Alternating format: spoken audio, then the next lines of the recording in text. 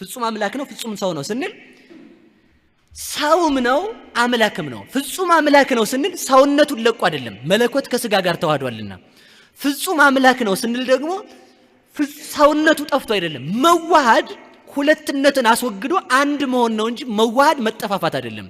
ወሶበር ኢኮ ለወልደ እንዘ ይገብር ታምራተ ወመንከራተ ኢተሐሊ ዘንተ ባይቲቱ ለስጋ ልጅን ሙት ሲያስነሳ ድውይ ሲፈውስ ዕውራንን ሲያበራ ስታየው ይሄ መለኮት ነው እንዲህ ያደረገው አትበል።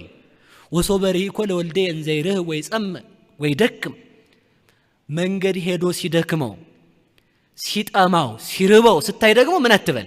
ይሄ ለስጋ አታስብ።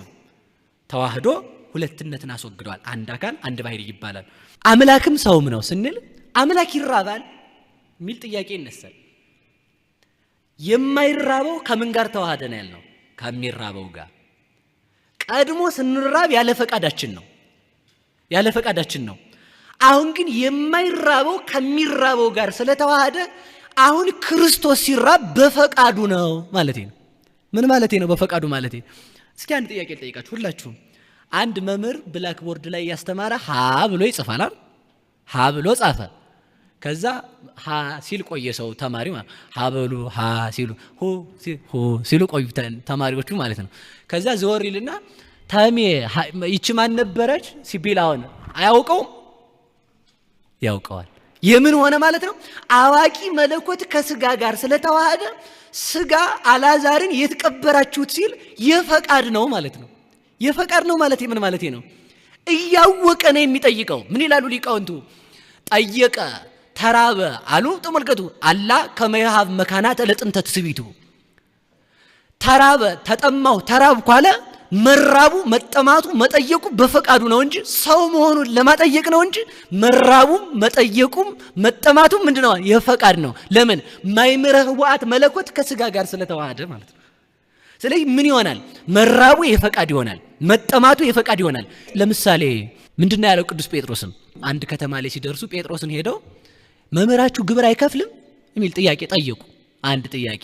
ከዛ ክርስቶስ ዘወራለና የነገስታት ልጆች ግን ግብር ይከፍላሉ ወይ የሚል ጠየቀ። ምክንያቱም እግዚአብሔር ሰማያት ወምድር የሰማይም የምድርም ንጉስ የኔ ልጆች ናችሁ ማለቱ ነው። ከዛ አይከፍሉም የነገስታቱ ልጆች ይሳለው።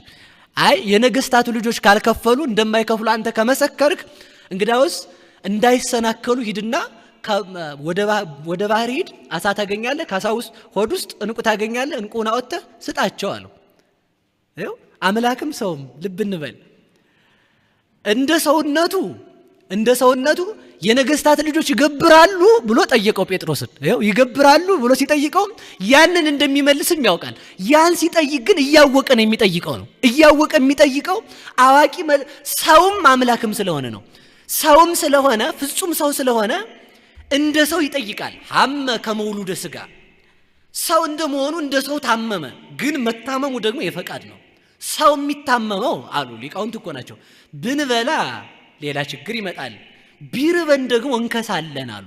ሰው ቢርበው ይከሳል፣ እንደገና ደግሞ ቢጠግብ ደግሞ ሌላ ችግር ይፈጥራል። ክርስቶስ ግን ሲራብም መራቡ እንዲከሳ ያደርገው። ለምን? በፈቃዱ ህብስተ ሕይወት ክርስቶስ ህብስተ ሕይወት አካላዊ ቃል መጋቢ ሁሉ ቃል ከስጋ ጋር ስለተዋሃደ ማለት ነው። ስለዚህ ምን አለው ጴጥሮስን? ሂድና ከባህር አውጥተህ ገብርላቸው አለው። እንደ ሰውነቱ ሲገብር እንደ አምላክነቱ ደግሞ ባህርን አስገበራት ማለት ነው። ሰውም አምላክም የምንለው ከዚህ የተነሳ ነው። እንደ ሰውነቱ ግብር ሲገብር እንደ አምላክነቱ ደግሞ ባህር ገበረችለት ማለት ነው። ስለዚህ ሰውም አምላክም ስንለው እሱ ነው። ከተዋህዶ በኋላ ግን ሁለትነት የለም። በፈቃዱ ምንልበት የተነሳው ሰውም አምላክም ስንል ሰውነቱንም አምላክነቱንም ለዚህ ምልክት የምትሆነን አንዷ ማን ናት? ለአብ ምልክታችን ድንግል ማርያም ናት።